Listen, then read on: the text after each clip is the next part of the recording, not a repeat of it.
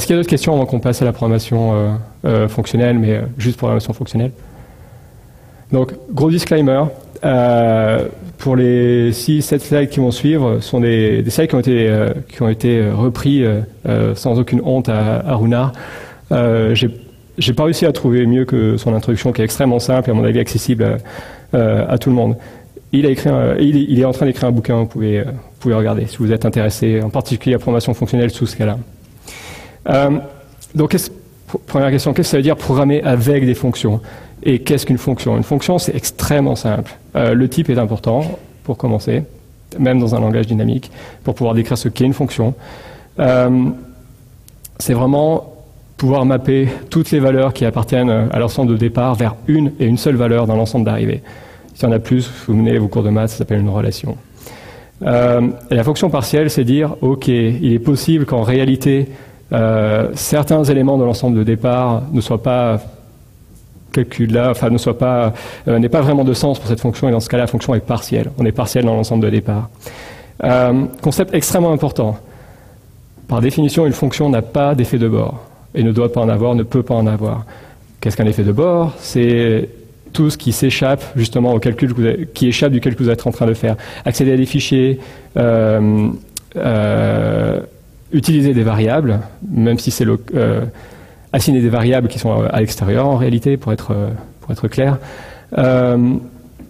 Donc tout ce qui est setter, le mutation et les exceptions, etc., sont des choses qui échappent du calcul. Et pourquoi c'est important? Parce qu'en réalité, la propriété fondamentale, si vous devez retenir un truc sur la programmation fonctionnelle, la propriété fondamentale, c'est ce qu'on appelle la transparence référentielle. C'est le fait que lorsque vous avez une expression qui est référentiellement transparente, vous pouvez grosso modo remplacer les expressions. Et je vais vous donner un exemple concret juste après. Et au niveau des fonctions, donc si vous passez des arguments qui sont eux-mêmes référentiellement transparents, la fonction est pure. Donc, qu'est-ce que ça donne en pratique? Donc n'oubliez pas enfin là c'est quasiment du code. Enfin vous pouvez lire ça dans n'importe quel langage quasiment. Je commence avec une variable. Reverse, on peut supposer que reverse est lui-même une fonction pure. Ça veut dire que reverse ne va pas toucher E1. E1 est immutable et donc du coup E2 est vraiment calculé à partir de E1. Mais je ne touche pas E1. De la même manière, lorsque je réapplique un reverse sur E2, je n'ai pas touché à E2. Et à la fin, je regarde la concaténation des trois. Donc, appliquons le principe de transparence référentielle. Ça veut dire que je peux remplacer toutes les occurrences de E1 par sa valeur, et ça ne devrait pas changer la sémantique du programme. Donc, tout ce qui était E1 devient Scala, et je continue de manière systématique, et à la fin, j'obtiens ça. Il n'y a aucune variable qui a été modifiée. Et pourquoi vous voulez faire ça? Parce qu'en réalité, bon, ok, c'est une restriction, c'est-à-dire qu'il y a énormément moins de programmes que vous pouvez écrire. Partout où vous vouliez mutier des choses, ben, vous ne pouvez plus le faire. Mais vous pouvez raisonner à propos de votre programme en sachant qu'il n'y a pas des choses qui se passent dans votre dos. Et ça, c'est super important. Et le langage en tant que tel, bon, vous avez plus ou moins de support, mais en réalité, c'est plus un style de programmation que quelque chose qui est imposé par le langage. Donc, question, pour voir si vous avez compris. Première fonction, reverse trace, qui va s'y coller. Est-ce que cette fonction-là est... bon, c'est facile. Donc, il y a un print line sur la troisième ligne, donc effectivement, il y a un effet de bord. Et la deuxième, est-ce que c'est référentiellement transparent? Donc, je calcule la somme des éléments d'une liste et j'utilise une boucle. Bon, étant donné qu'en réalité, l'effet ne s'échappe pas de la fonction, on est toujours dans le monde référentiellement transparent. Vous ne trichez pas. Vous n'êtes pas en train de tricher par rapport au type de la fonction. Il n'y a vraiment rien d'autre qui se passe. Donc vous êtes toujours pur en réalité. Donc c'est le genre de technique, par exemple, que les gens qui font du Scala sur Android sont obligés de faire. Ils ne vont pas utiliser les méthodes qui sont déjà toutes prêtes. Alors, si on est pur, quand même, il y a quand même un problème qui reste à la fin, c'est qu'on a besoin d'interagir avec le monde. Et donc, on a besoin de demander à l'utilisateur de mettre son nom, on a besoin d'envoyer quelque chose sur la console. Et du coup, comment est-ce qu'on réconcilie les deux concepts? C'est un vrai problème, on reviendra dessus plus tard, juste gardez ça dans un coin de votre tête. Une chose importante dans le monde fonctionnel, c'est que tout est une expression. Tout, et sans exception. C'est-à-dire que if-else, le truc que vous êtes habitué pour pouvoir faire enfin, dans votre codition, vous allez assigner des variables de manière, vous allez assigner des variables de façon différente dans les branches du if then else. Ici, c'est pas du tout le cas. Chaque branche a une valeur et la valeur résultante dépend de la valeur du booléen. Un bloc en entier est obligé d'avoir une valeur elle-même. Par convention, ça sera la dernière valeur du bloc. Du coup, ça veut dire quoi? Ça veut dire que si vous avez forcément si vous avez forcément une valeur pour toute expression, le return n'a plus aucun sens. Vous n'avez plus besoin de dire à la machine « je veux retourner une valeur à cet endroit-là ». Non, vous calculez une valeur de toute façon, donc vous ne retournez rien, vous êtes la valeur.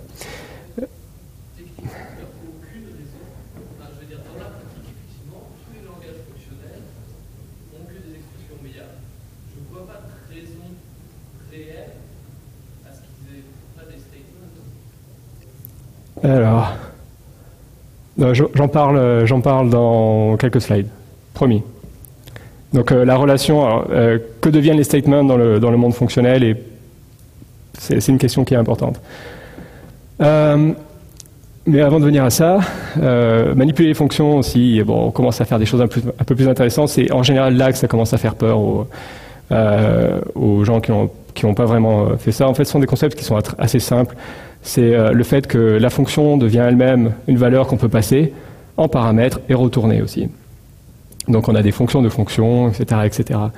Ce qui est marrant, c'est que les gens qui ont peur de ça n'ont aucun problème à utiliser des classes anonymes dans Java, alors que le concept est extrêmement similaire en pratique. Les gens qui font du Gava, par exemple, le font tous les jours. Bon, c'est l'exemple toujours classique de dire j'ai une fonction donc c'est une sorte de prédicat qui me dit étant donné un booléen, étant donné un entier, est-ce qu'il est bien divisible par 2, et du coup je peux filtrer, je peux traverser une liste ou une collection n'importe laquelle en passant la fonction qui va me servir à filtrer, et du coup la liste résultante sera juste les éléments qui satisferont le prédicat. Dans la pratique, bon, on retrouve en fait assez peu de patterns. Filter, c'en était un. Map, donc à mon avis, sont les deux plus importants. C'est-à-dire, j'ai une collection. Donc finalement, ma collection a une certaine forme. Et ce que je veux faire, c'est garder la même forme dans le résultat, mais je veux qu'une fonction ait été appliquée à tous les éléments qui étaient à l'intérieur. Donc c'est vraiment comme ça qu'il faut le voir. Donc là, ici, vous voyez que le F passe à l'intérieur de la liste sur chacun des éléments. Et le fold left, c'est aussi, je veux traverser ma collection, mais en réalité, je veux accumuler quelque chose avec une fonction. Donc les éléments 2 à 2, je vais leur appliquer une fonction, et ça va me servir d'accumulateur. Donc c'est pour ça que vous commencez avec le left, bien sûr, vous commencez à gauche. Donc avec l'accumulateur que vous avez fourni en entrée, vous commencez, OK, mon point de départ avec A, j'applique F. Avec le résultat, je l'applique sur B. Avec le résultat, je l'applique sur C. Pardon? C'est dans l'autre sens? Non? 1, 2, 3. Oh, il manque une parenthèse, oui. Oui, exact. Oui. Désolé.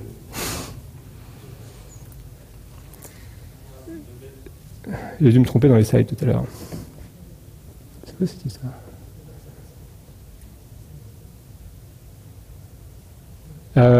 Donc on revient à...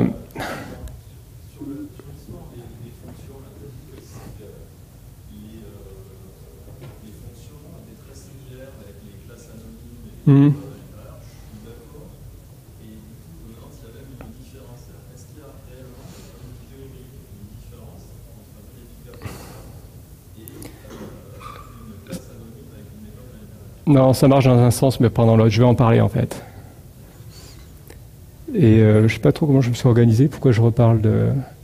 Ah oui, je voulais reparler de l'objet pour parler de la sémantique.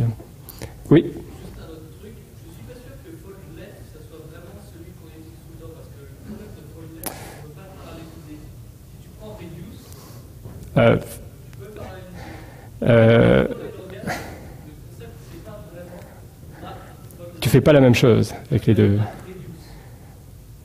T'as pas les mêmes contraintes si t'allais dans jusqu'au fond des types, les trucs que tu veux vraiment exprimer sur quand est-ce que tu peux utiliser reduce, quand est-ce que tu peux utiliser autre chose, quelles sont les choses que tu peux en attendre, les choses que tu peux ignorer.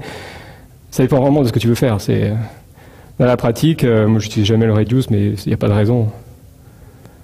Mais bon, c'est pareil, le fall right, aller dans l'autre sens, ça a d'autres propriétés. Vous êtes censé avoir le même... Dans certains cas... Alors, bon, non, je ne vais pas rentrer là-dedans, franchement. Là, encore une fois, on peut en parler pendant une heure, c'est pas un souci. Ok, là, en fait, ce qui m'intéresse dans l'objet maintenant, c'est la partie sémantique. Donc, et la partie sémantique est aussi comment faire du polymorphisme. Parce qu'en réalité, ce qui nous intéresse lorsqu'on parle d'abstraction, c'est vraiment d'être générique et de pouvoir utiliser les valeurs d'une manière ou d'une autre.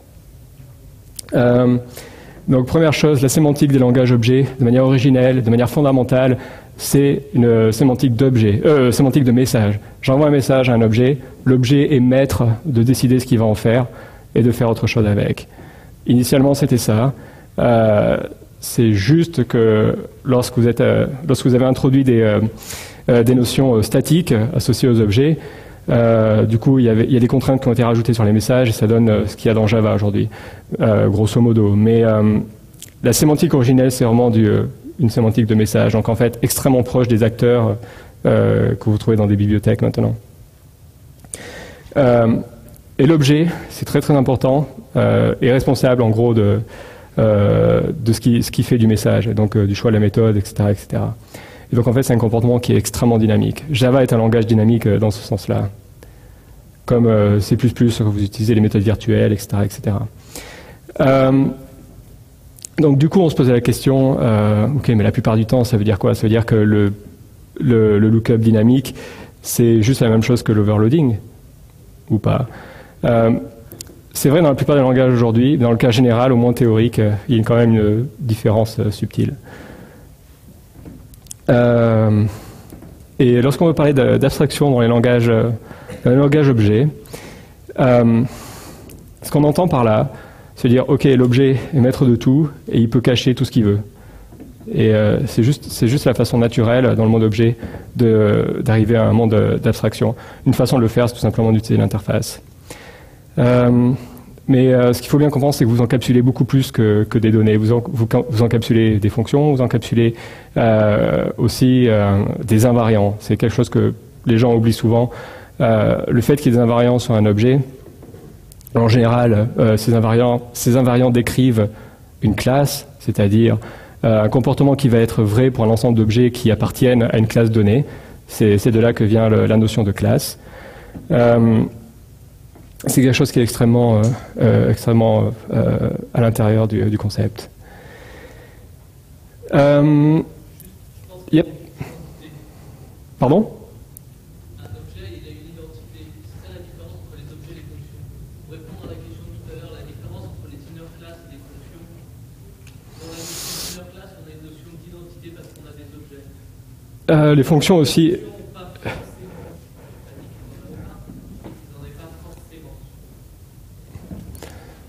Je suis pas sûr pourquoi une fonction n'aurait pas forcément une identité, mais... Parce qu'il y a un certain nombre de langages pour lesquels les fonctions ne sont pas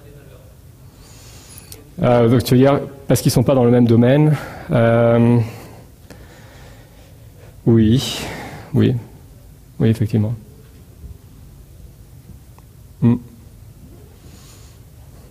Ok.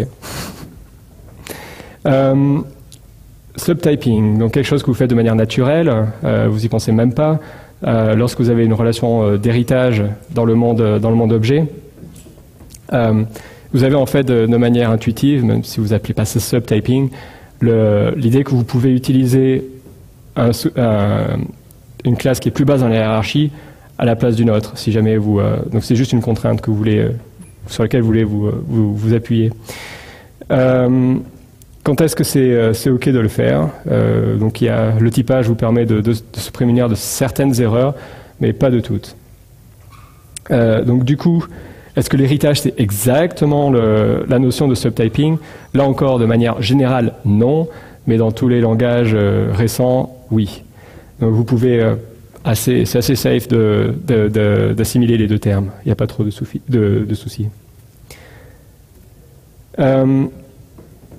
Et donc, du coup, quelle est la sémantique dans tous ces mondes-là, des méthodes virtuelles ou l'overriding que tout le monde connaît? En fait, c'est un peu compliqué. Parce que la plupart du temps, vous allez casser les invariants sans vraiment faire attention à ce que ça veut dire. Je crois que j'ai un exemple qui vient un peu plus tard.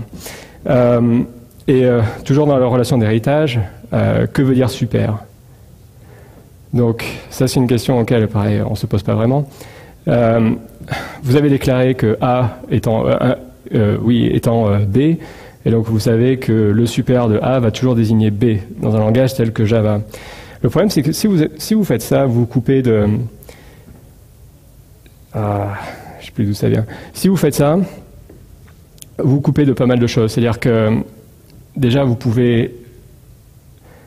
Puisque vous allez avoir un système hiérarchique, vous allez avoir des problèmes lorsque vous voulez avoir de l'héritage multiple, c'est-à-dire hériter de plusieurs classes en même temps. Du coup, le super, si jamais il y a un clash dans les méthodes, vous ne savez pas où envoyer, où dispatcher en réalité. Donc c'est un gros problème. Donc du coup, on peut se poser la question, est-ce que la notion de super associée à la notion d'héritage est exactement la notion la plus simple pour parler de la filiation dans l'arbre d'héritage? C'est pas sûr. Et on va voir que ce cas-là a une autre sémantique en réalité pour super. Tout ça, pourquoi on parle de ça? Parce que tout simplement, ce qui va se passer à la fin, c'est qu'un objet va avoir c'est un détail d'implémentation, mais un objet va toujours devoir mapper une méthode en fonction des arguments qu'on lui demande vers la vraie exécution, vers le vrai code. Et du coup, connaître la réponse à qu'est-ce que super, que veut dire overriding, overloading, etc., en réalité, tout ça c'est encodé là-dedans. Une classe, donc je l'ai dit tout à l'heure, on classifie un ensemble d'objets qui partagent les mêmes propriétés, et on dit, je vais te donner un nom. Donc le nom est en fait central dans la notion de classe. Donc voilà, je reviens à ce dont j'essaie de parler tout à l'heure, le problème de l'héritage multiple avec ce qu'on appelle diamond problem, le fait qu'on revienne sur A et on ne sait pas trop quelle méthode choisir dans le cas où il y a un conflit. Donc, oui.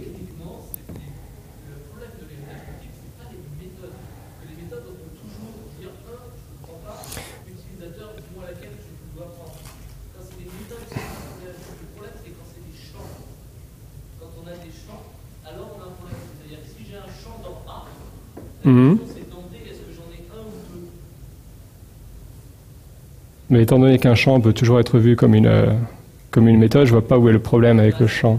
Ça dépend, est-ce que c'est vu justement comme une méthode ou pas? C'est-à-dire, est-ce que c'est vu comme en Smalltalk ou c'est des... Non, pour moi, le problème, c'est toujours ce que tu as un super des deux côtés, et tu dois faire un choix qui n'est pas forcément le choix naturel. Enfin, il n'y a pas de choix naturel, hein, justement. Il n'y a pas de... Le fait qu'il n'y ait pas de choix naturel lorsque tu as un conflit, lorsque tu as un super, dire qui va remporter la bataille.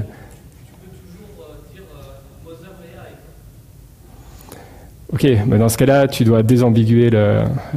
oui, d'accord, mais par défaut, enfin, ça demande quand même un certain travail.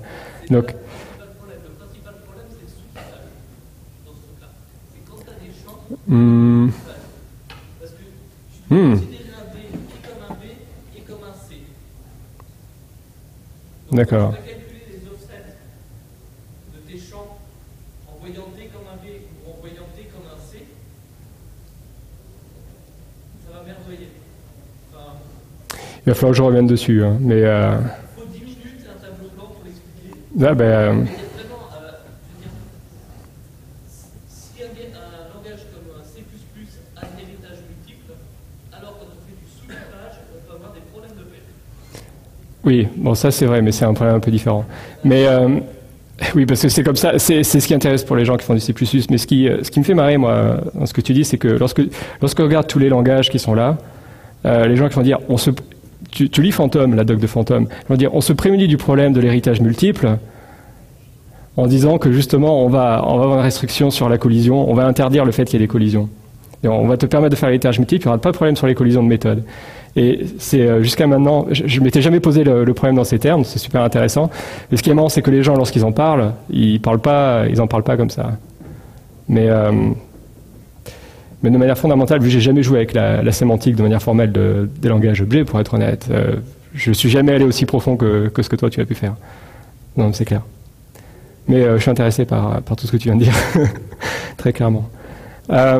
Donc c'est marrant, la façon dont justement Scala va parler des mixins en disant c'est la solution au problème de l'héritage multiple, et du coup on va redéfinir la notion de super. Donc du coup c'est un autre langage qui a exactement qui a le même genre de discours.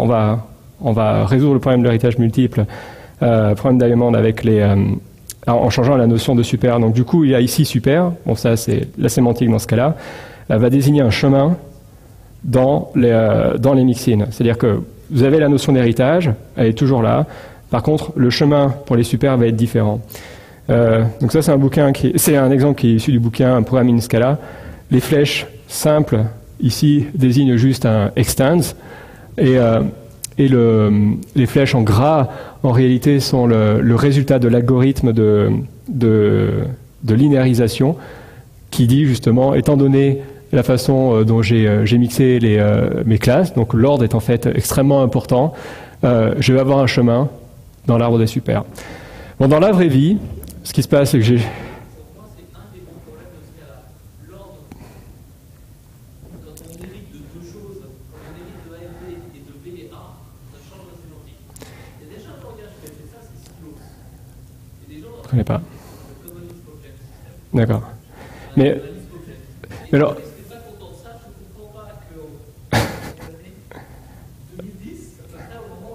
D'accord. Alors pour moi, le commentaire qui suivait, c'est que ce soit en Java, C++, Scala ou même Phantom, c'est que comme en tant que l'utilisateur, on n'est jamais sûr de ce qui se passe, en réalité, on va éviter d'avoir des collisions et tout ça va se passer pour le mieux dans le meilleur des mondes. Donc c'est intéressant de savoir qu'il y a des gens qui...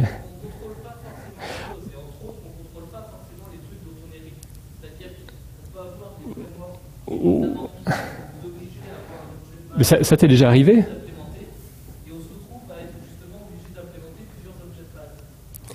Et donc finalement, avoir des compétences qu'on ne contrôle pas complètement. Mais jamais au niveau des mixins. Enfin, j'ai utilisé par exemple... Les mixins, c'est un peu différent parce qu'il y a un autre problème avec les mixins. Ah, bon, on va peut-être pas trop s'étendre là-dessus. Je vais essayer d'avancer un minimum.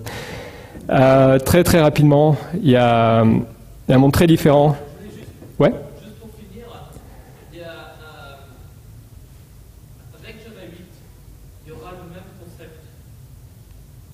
J'ai entendu parler de ça. Et t'as laissé faire ça? Vous savez sur qui envoyer quand même. Ok. Il y aura donc suivant les langages qui s'appellent mixin ou traits, Yep. c'est le fait de dire, basiquement, ce que je veux, c'est hériter du comportement. Je veux le comportement, mais je ne veux pas forcément les données. Donc, un des problèmes de ce cas-là, c'est que les mixins, on peut mettre des champs dedans. Oui. Ce qui fait qu'au niveau de l'héritage multiple, après, ils sont obligés de linéariser, machin, et tout le bazar. Tu veux pas écrire un blog là-dessus? Ça serait... Ouais, je pense, ouais, parce que... Mais basiquement, si jamais on dit je peux faire de l'héritage multiple, mais dans ce cas-là, j'ai pas de champ, donc c'est pas de l'héritage multiple de classe, c'est de l'héritage multiple d'un truc particulier, alors on n'a pas de problème. Je suis pas sûr de comprendre pourquoi, mais...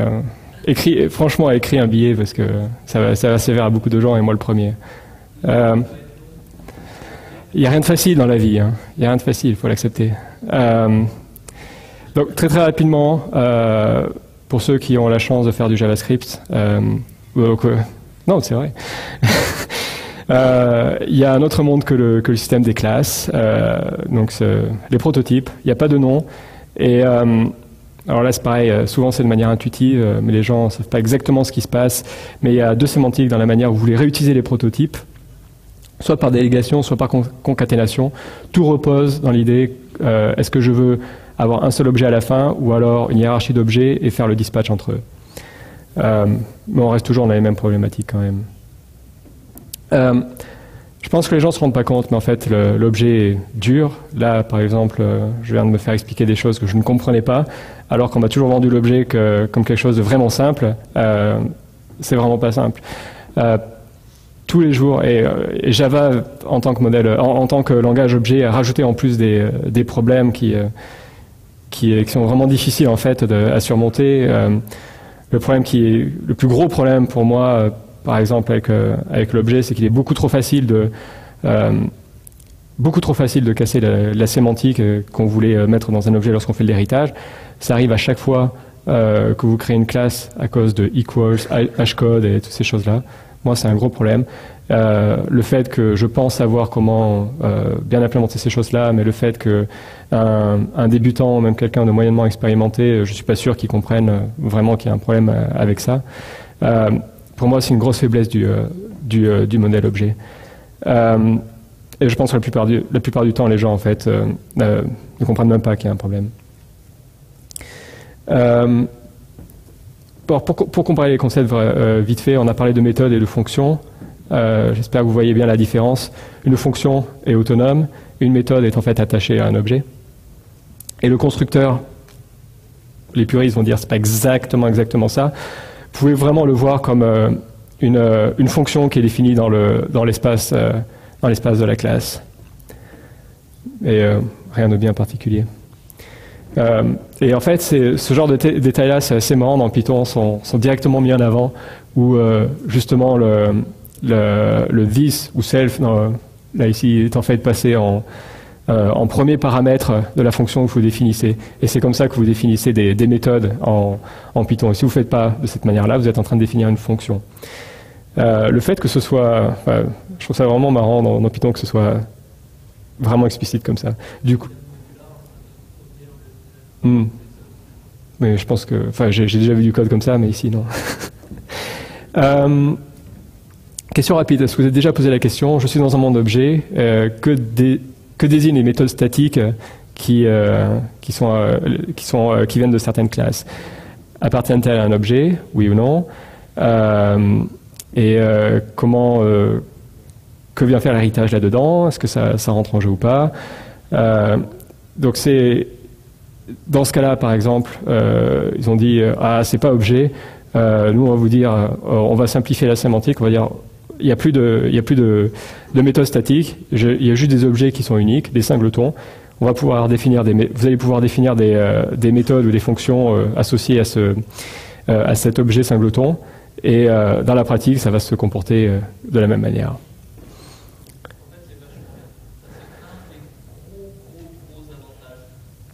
Alors, un des gros problèmes des variables statiques en Java, c'est justement que c'est exécuté l'initialisation des classes. C'est ce qui fait que Java est lent. Quand on exécute le système.out ou un println hello, il charge 120 000 classes parce qu'on charge juste la classe string, mais la classe string elle dépend de la classe système qui dépend de la classe string. Parce qu'on a des statiques et qu'on est obligé d'initialiser des statiques à ce moment-là.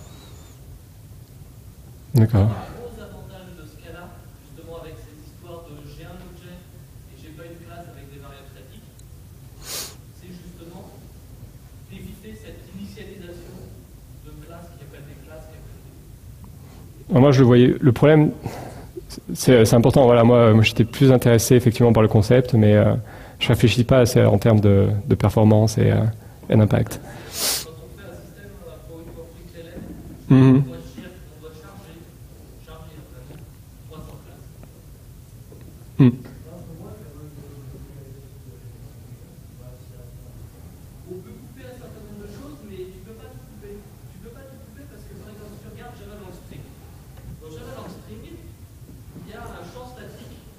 définis un comparateur pour, je sais plus quoi, qui est l'ordre naturel, quelque chose comme ça.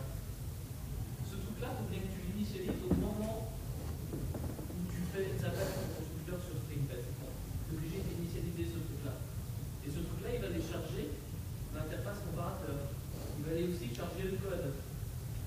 Ah oui, mais ce truc-là, c'est un singleton. Si c'est un singleton, c'est sérialisé. Ah ben, je vais chercher le code qui permet de faire la sérialisation. Et ainsi de suite. Les variables statiques en Java, c'est ce qui tue les perfs d'exécution. Je veux dire, au premier bout. On s'en fout, tout le monde fait du serveur. Mais... Bah oui.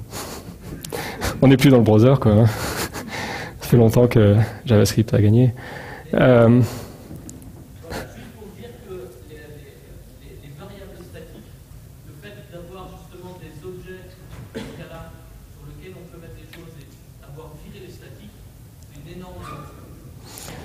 Moi, dans la pratique, je suis bien content de pouvoir utiliser les mixins avec les singletons, de pouvoir utiliser l'héritage avec les singletons.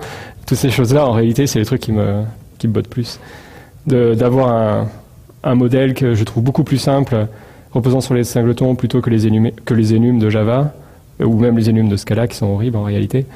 Je pense que ça remplit plein de fonctions super simples. Ou le fait de ne pas avoir Spring dans ton dans ton environnement juste parce que c'est déjà dans le langage. Non, mais il y a quand même il y a une fonctionnalité au singleton en tant que tel. Non, mais vas-y, ouais, c'est fait pour. Les gens, ils adorent faire des études. C'est un truc que j'ai jamais compris. Et quand on regarde dans les codes sources, des fois je suis appelé en tant que pompier sur des codes. Dire le truc va pas, les problèmes, ils n'arrivent pas à trouver le code. Et la plupart du temps, quand on regarde les codes sources, il y a trop d'ennemis. Les ennemis, ça fiche votre code. C'est vraiment des structures où normalement il doit y avoir 3-4 pas. Moi, j'utilise pas.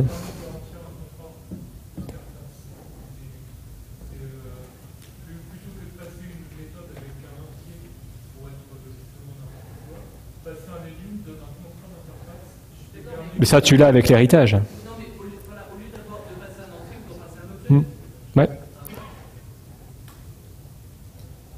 C'est ce qui se passe à la fin, finalement, avec les enums. Mais en fait, tu es contraint. Donc finalement, non, mais je pense que l'héritage, effectivement, remplit bien mieux la fonction que les enums. Et utiliser singleton, c'est en fait exactement faire ça, sauf que, encore une fois, tu n'es pas limité. En réalité, je vais avoir du code plus tard pour manipuler ces concepts.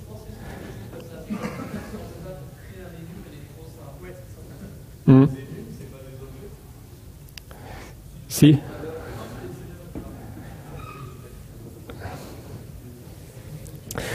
Bon, on va essayer de continuer. Je crois que je suis au slide 84 et il y en a 129. On avance. Je pensais que j'aurais pas assez de slides, mais en fait, c'est pas la peine. Donc, très rapidement, indépendamment de ce cas-là, si vous vouliez voir les fonctions comme des objets et voir les fonctions, voir les objets comme des fonctions, je ne dis pas que ça marche toujours, comment vous feriez?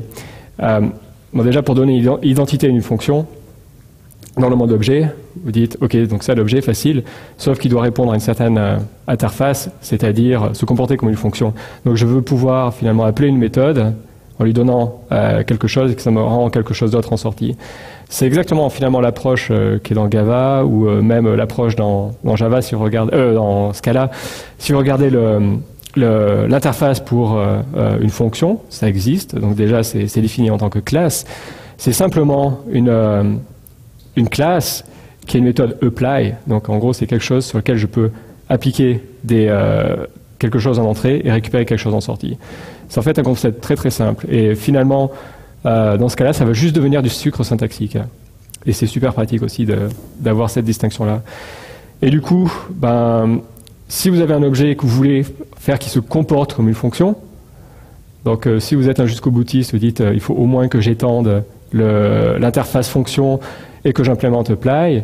Mais en réalité, si vous voulez juste vous comporter comme une fonction, juste implémenter la méthode apply est suffisant dans le cas de Scala. Et vous gardez tout l'intérêt du sucre syntaxique. Mais ça peut poser d'autres problèmes si vous ne mettez pas le type.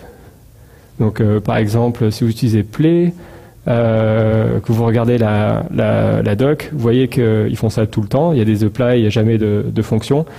Et du coup, ce qui se passe, c'est que ça va créer des types structurels qui vont être implémentés avec du invoke dynamique, et du coup, c'est pas très cool.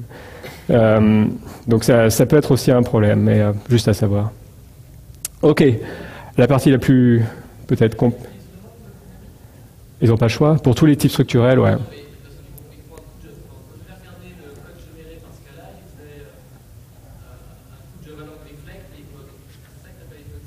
Je suis pas sûr. J'ai vu une discussion justement dans le cas de Play. Je suis pas allé regarder dans le détail. Hein, donc à regarder. Prenez pas pour argent comptant ce que je viens de dire sur ce cas-là. Ok. Alors, on monte dans les détails d'abstraction. C'est intéressé à des parties que moi j'aime beaucoup. Qu'est-ce qu'un type? Bon, si vous demandez à des gens qui font du Python, on sortait des trucs un peu n'importe comment. On a des définitions. On sait ce qu'est un type. Donc ça repose sur l'ensemble des valeurs qui sont acceptables dans un cas donné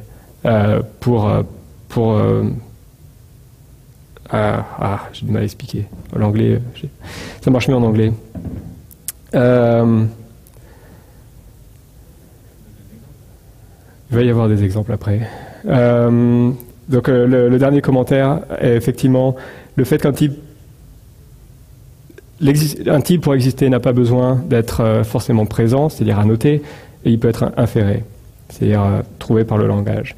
Donc à partir de ça, je peux définir ce qu'est un type system, un système de type. Donc c'est quelque chose. Un système de type définit comment un langage va finalement assigner des types à des expressions. Et comment il va pouvoir les manipuler, et comment ils vont interagir entre eux. Et contrairement à une légende urbaine, les types ne sont pas que sur des variables ou les valeurs. C'est quelque chose qu'on entend souvent dans la description, dans Python, mais je crois que c'est même carrément dans la doc principale de Python. Ils disent le fait qu'on soit dynamique, c'est que nos variables, je ne sais plus quoi, mais c'est un non-sens. Un vrai non-sens. Du coup, maintenant qu'on a le type system et les types, on peut définir ce qu'est un type checker, c'est assez simple, mais c'est toujours mieux de le dire. C'est donc une machine, un programme qui va vérifier qu'une expression a un type qui appartient bien à l'un des types du système. Donc, en gros, il est capable de trouver, de vérifier qu'il y a un bon type pour une expression et que ça appartient bien au système de type qui a été défini précédemment. Donc là-dedans, l'inférence se plug par-dessus. Donc c'est pas une obligation. Donc dans Java, par exemple, il n'y a pas d'inférence. Mais l'idée, c'est quand même essayer de reconstruire les types lorsqu'ils n'ont pas été annotés. C'est assez simple finalement, la façon dont ça marche. On part de ce qu'on connaît et on essaie de recombiner. Donc toute l'intelligence est dans les règles justement pour recombiner les types et réussir à les inférer. Une propriété quand même qui est importante, c'est on s'attend à ce que le système d'inférence puisse quand même comprendre le fait qu'il y ait déjà des annotations. Ça a l'air con, mais c'est absolument primordial. Ok, bon, finalement on a déjà parlé de la différence entre statique et dynamique. Là, ce qui m'intéressait dans ce slide, c'est de dire que c'était quelque chose qui était quand même ambigu. Quand les gens disent statique et dynamique, est-ce qu'on parle du langage, est-ce qu'on parle des types, du système de types, etc. etc. La classification, c'est vraiment est-ce que je suis en train de faire tourner le programme ou non? Est-ce que je suis avant? Et toutes les autres définitions, en gros, se positionnent là-dessus. Et la différence entre strong typing et weak typing, c'est encore quelque chose qui est assez simple. Je pense qu'on ne devrait pas passer trop de temps là-dessus parce que en réalité, de manière intuitive, les gens n'aiment pas du tout le weak typing. Il n'y a pas vraiment d'avantage. C'est l'idée de dire quel est mon degré de confiance. Bon, déjà, c'est pas une notion absolue, mais quel est mon degré de confiance sur l'utilisation des types dans un système. Et donc c'est pour ça que, par exemple, il y a des gens qui vont dire que Java est weak et d'autres qui vont dire Java est strong pour certaines raisons. Et il n'y a pas de vraie bonne réponse.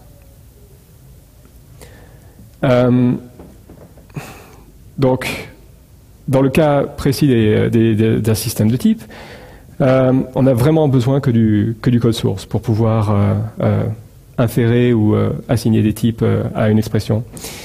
Et ce n'est pas une obligation, ce n'est pas une interdiction. Les types peuvent être connus au runtime. Et parfois, ils ne sont pas connus complètement. Donc là, je fais allusion à la réification dans le monde de la JVM, mais dans d'autres langages aussi. Dans le cas dynamique, bon, ben là déjà vous n'avez pas le choix, vous êtes obligé de garder toutes les informations de type, et vous êtes obligé, si vous voulez être dans le cas du strong typing, vous êtes obligé de faire des checks pour être sûr que vous ne faites pas des opérations qui ne sont pas interdites ou qui vont faire des choses un peu bizarres. C'est pour ça qu'on dit aussi que dans le cas des systèmes, les systèmes de type dynamique, on fait du tag tagging, c'est-à-dire on va assigner, on va vraiment taguer toutes les expressions pour garder l'information. C'est vraiment important pour les informations, pour savoir comment la mémoire est organisée lorsque vous manipulez les valeurs, enfin lorsque le runtime manipule les valeurs. J'avais envie de mettre donc beaucoup de programmeurs utilisent assez mal les systèmes de type statique, et beaucoup de programmeurs qui utilisent le dynamique. Enfin bon, vous pouvez lire, ça sert à rien que je répète. Non, mais j'aimais vraiment bien ça, parce que je pense que c'est assez vrai. Mais alors, je ne sais pas si vous avez entendu cette interview de Gilad Bracha. Donc justement, on parlait de Dart. C'est la personne qui fait Dart, qui a énormément travaillé sur Java aussi d'ailleurs, et sur c'est pas Smalltalk, c'est un autre, la même famille. Je sais plus. Enfin bref, c'est un monsieur des langages, très reconnu pour ça. Premier commentaire qui disait, c'est vraiment intéressant. Donc lui, il a commencé avec les types statiques, et il dit maintenant je suis rentré en guerre contre eux et je veux faire du dynamique, parce qu'en fait je me suis rendu compte que les types c'était bien pour faire de la documentation.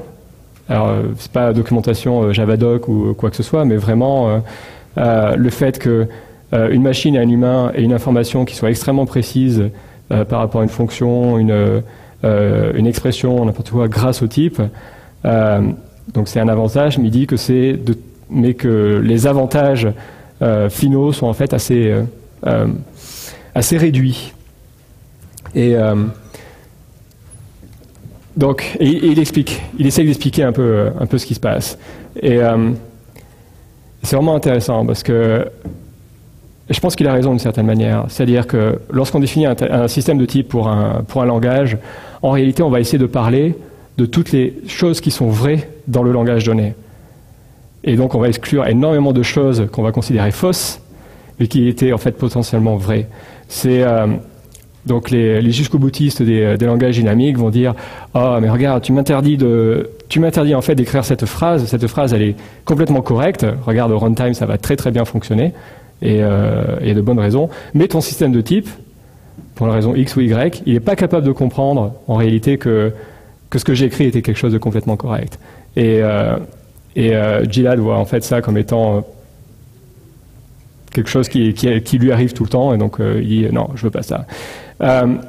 Mais donc dans la même interview, il propose des alternatives en réalité, en disant le problème des langages statifs, c'est qu'ils veulent être en réalité trop présents. Et son idée à lui, c'est de pouvoir plugger des systèmes de type qui vont vérifier des parties indépendantes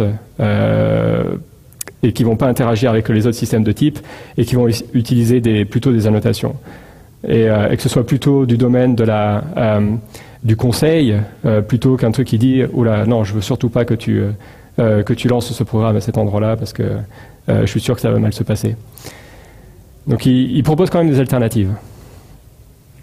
Et donc c'est ce qu'il appelle le gradual typing.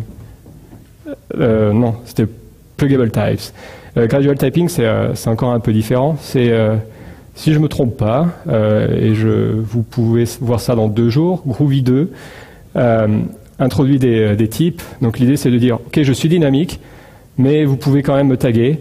Et si j'arrive à trouver des incohérences, parce que vous avez tagué assez assez 2 fois avec des types et j'arrive à trouver des incohérences, dans ce cas-là, je pourrais vous le dire. Et ça peut être aussi des informations qui peuvent être exploitées au runtime. Donc c'est une façon finalement de rester très dynamique, mais quand même de mettre juste aux endroits où vous avez vraiment besoin, ou alors pour des raisons de performance. Et c'est un argument qui revient souvent, j'ai l'impression, dans la bouche des groovistes. Donc pouvoir faire ça. Donc c'est à mon avis déjà quelque chose vraiment dans la bonne direction. Pardon ? En fait, ça colle bien avec le cycle de développement des trucs. C'est-à-dire, on sait très bien qu'un programme qu'on avait prévu de faire marcher pour 10 ans, au bout de 2 ans, on va le changer complètement. Et un programme qui était fait pour tourner 5 minutes parce qu'on en avait besoin à un moment, on va le garder pendant 10 ans. Donc l'idée, c'est justement de partir avec un système dynamique qui va se faire chier. Et au bout d'un an qu'on utilise le programme, dire si je le solidifie un petit peu, plutôt qu'avoir quelqu'un qui a plein de temps pour corriger tous les bugs. Ouais, mais je suis pas... Par contre, ça pose d'énormes problèmes qui sont, si on... Enfin, il y a plusieurs papiers qui décrivent qu'en termes de performance, on a le pire des deux mondes. C'est-à-dire que finalement, un système où on a la moitié des types et pas les autres, c'est moins performant qu'un système où on a tous les types, et c'est moins performant qu'un système où on n'a aucun des types. Pourquoi dans le pire cas, tu vérifies juste que le type correspond bien à ce qui a été déclaré? En fait, oui, mais comme tu propages le type dans un système où tu as le type qui est statique, tu n'es pas obligé de vérifier à chaque fois. Le problème dans un système oui, ok. trop de vérification. Ouais, ils font 2 fois la vérification, ok. Enfin, 2 fois. Une fois pour la partie statique et à chaque fois qu'ils reviennent dans le code, dans la partie dynamique. Ouais, ok. Ouais, effectivement, c'est... Yep. Ok. Par contre, je suis pas d'accord avec l'idée que c'est mieux, enfin, c'est naturel. Tu vois, repense à ce que j'ai dit au début. Naturel de commencer avec du dynamique parce que c'est comme ça que ça marche. Moi, je travaille très bien en commençant avec du statique et j'ai aucun problème à faire du refactoring et des gros changements. Donc, expérience personnelle, je suis pas d'accord. Mais non, bien sûr. Non, mais justement, on échange, on fait partager les gens. Une question ou une remarque? Une remarque, c'est parce qu'au final, je suis pas sûr d'avoir saisi, toi, à titre perso, si tu préconises le statique ou le dynamique. Et c'est très lié à justement quelles sont les motivations intrinsèques au choix du statique. Alors, le mot préconiser, en général, je l'utilise pas pour les langages, parce que c'est le genre, s'il y a des tomates, je vais me les retrouver dans la...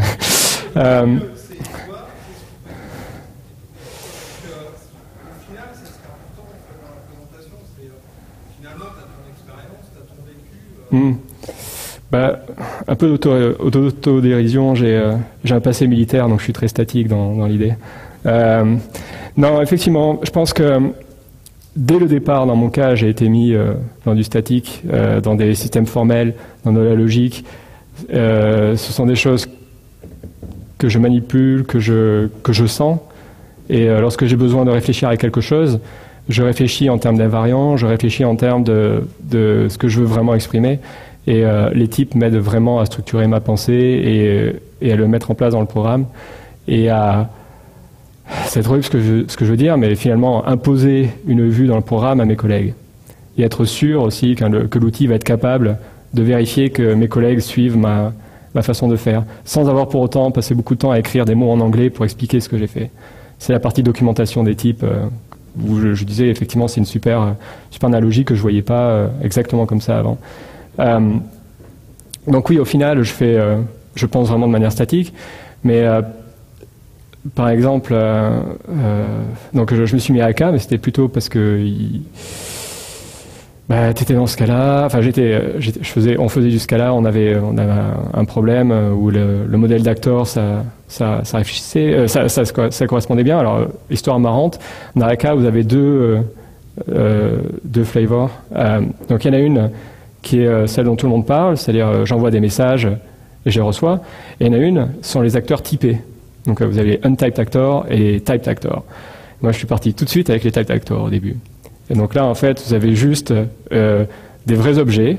Et en fait, la sémantique d'appel des méthodes, c'est vraiment une sémantique de message passing. Et donc vous envoyez un message et vous recevez. Et il y a un wrapper qui fait qu'en fait, ça se comporte exactement comme une classe. Et dans un système qui, en fait, le système qu'on était en train de designer était fondamentalement dynamique. Des trucs qui sont extrêmement asynchrones, et dès qu'il y a de l'asynchrone, il y a des gros problèmes avec la programmation fonctionnelle et le tout statique, parce que c'est très dur de modéliser ces trucs-là.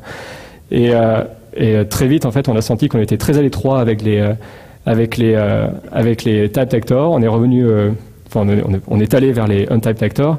Et du coup, on est allé d'un extrême à l'autre parce qu'on utilise des trucs extrêmement dynamiques où l'idée que j'avais présentée au début sur le fait qu'un objet est totalement unique, il a sa propre vue du monde et il choisit tout ce qui se passe, ce qu'il va faire, comment modifier son état en fonction des messages qui arrivent, on l'utilise à fond et c'est pas vraiment... C'est finalement extrêmement dynamique, beaucoup plus que ce que des langages comme Groovy ou Python mettent en place par défaut au niveau langage. Mais le framework lui-même, il est vraiment dans un esprit très dynamique. Donc c'est pour ça que je dis, bon, c'est pas au niveau langage, je suis revenu du côté dynamique, mais je dis, il y a quand même des cas où c'est quand même important. Ok, autre question. Je sais pas si j'ai répondu du coup, mais...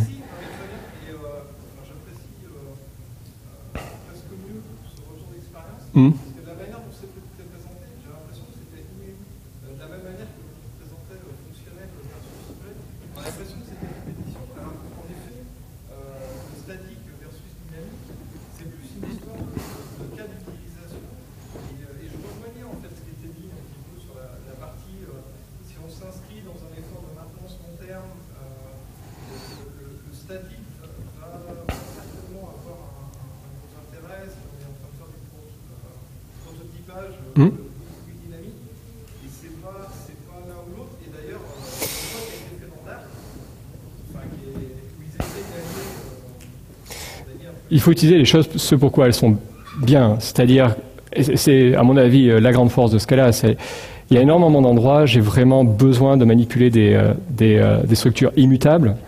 C'est extraordinairement plus simple de penser en termes de suite d'états avec des états qui sont eux-mêmes immutables et modéliser ça comme des fonctions.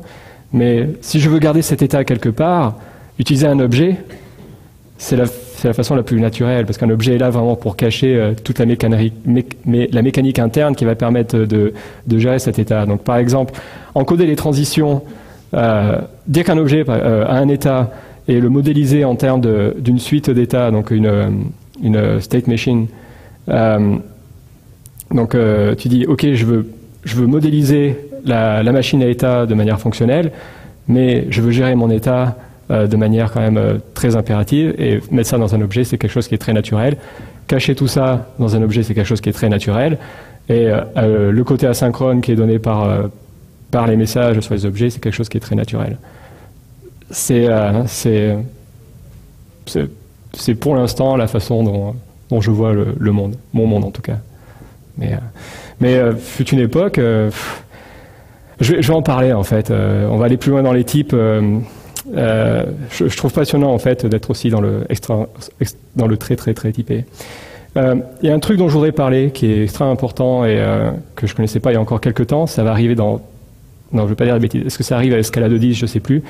Donc tout à l'heure, j'avais parlé, ok, je suis dans un monde fonctionnel, mais quand même j'ai besoin d'interagir avec le monde extérieur, de changer des données à certains endroits. Et en même temps, il ne faut pas que je mente sur le type que j'exprime. Donc ça veut dire que s'il y a un effet de bord, je dois le voir dans le type et je dois faire quelque chose en fonction de ça. Donc ça, c'est ce qui a donné la IO monade, si vous avez entendu parler dans Haskell. C'est obligé pour faire des effets de bord, vous avez besoin de vous mettre dans la monade, et du coup, ce qui se passe, c'est que le type IO va absorber énormément de types dans le programme que vous écrivez, et c'est super chiant. C'est vraiment désagréable et c'est inhérent au système. Et ça rend les choses beaucoup plus compliquées. Enfin, vous avez envie d'afficher quelque chose, de mettre un log, etc., c'est pas naturel de le faire. Et il y a en fait des systèmes qui permettent de garder l'esprit original, mais quand même de tracer le fait qu'il y ait des effets de bord qui s'appellent les effect systems. Donc, je venais de parler de tricher avec les types. Oui. Jusqu'où faut-il aller dans la complexité du système de type? Je cite idée derrière la tête. Mm. Il y a quelques années, là, il y avait une grosse discussion, c'est surtout Stephen Colborn qui avait fait un gros troll sur le sujet, sur, EGB2 non, sur les exceptions, les checked exceptions, les runtime exceptions. Il disait bien les checked exceptions. Et j'avais demandé, quand j'ai eu la chance, quand il est passé à Paris, à Martin Odersky, pourquoi il n'y avait pas de checked exception en Scala. Et il a dit, d'une part, je n'ai pas assez réfléchi au sujet, et d'autre part, ça serait bien de les rajouter en Scala, mais le système de type dans Scala n'est pas encore assez, et pas complexe, mais complet pour supporter ça. Mm. En contre, la réflexion était si on a une fonction qui renvoie à une checked exception, que renverra, par exemple, le filter de la fonction. Donc effectivement, c'est intéressant parce que j'en parle juste après, ça fait partie des systèmes d'effets. Les systèmes d'effets, c'est pas juste pour I/O, c'est aussi pour les exceptions. Et donc il y a un modèle qui permet d'unifier ça et qui permet de ne pas polluer le type de départ et qui reste encore assez simple qui est en fait très très simple conceptuellement. Mais je vais en parler dans 2 secondes. Jusqu'où on peut complexifier? Je sais pas, encore une fois, je pense qu'avoir l'information c'est important, mais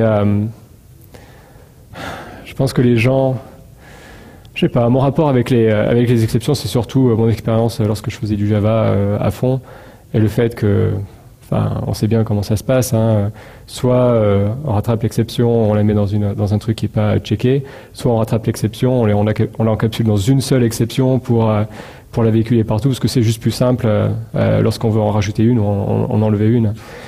Et c'est pas non plus satisfaisant. Et tout ça parce que ça pollue très facilement le type dès que tu fais intervenir d'autres frameworks qui vont lancer des exceptions et que tu devras les rattraper.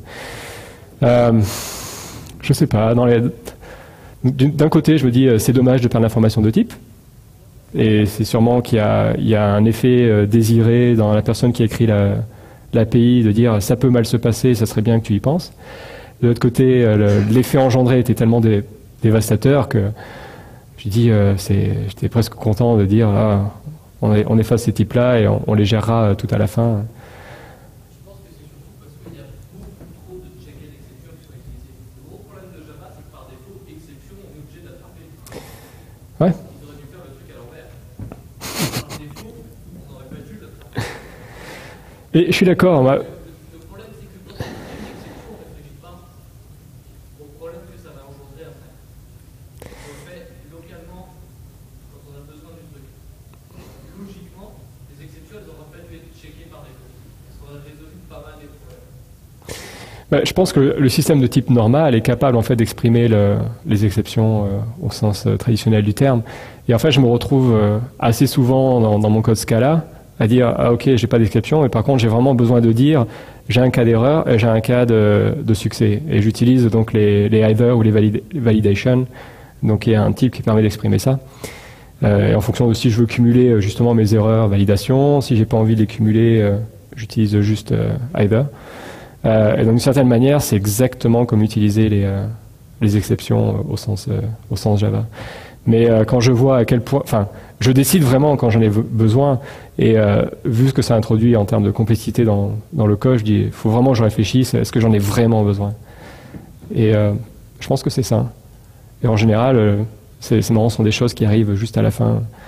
Et en plus, comme c'est un type monadique, c'est assez simple de les manipuler sans jamais directement être en contact avec ça. Enfin, je parle de either et validation.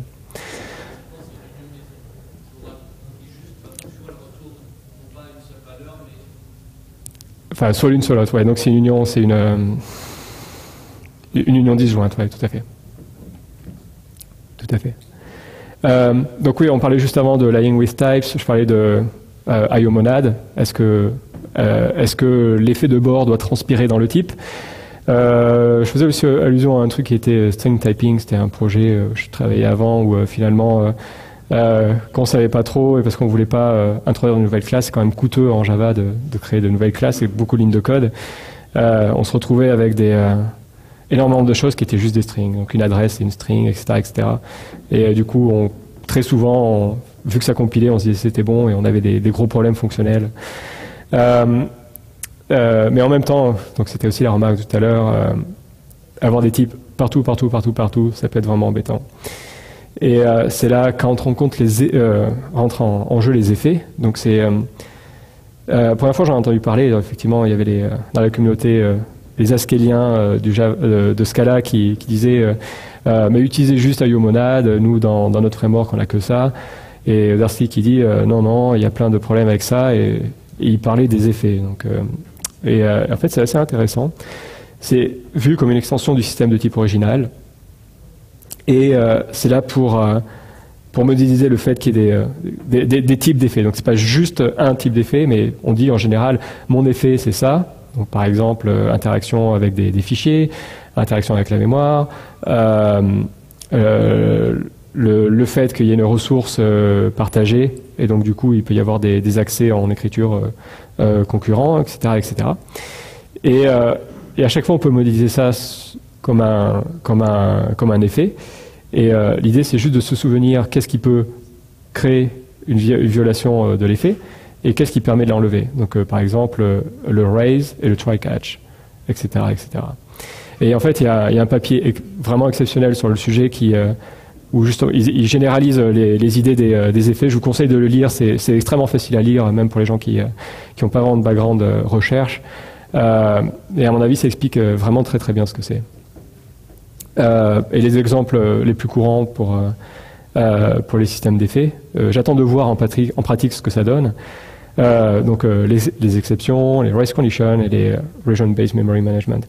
Le fait de pouvoir protéger des accès en mémoire, être sûr qu'une autre application sur la même plateforme ne va pas pouvoir accéder au même endroit de la mémoire. Pour des raisons de sécurité principalement.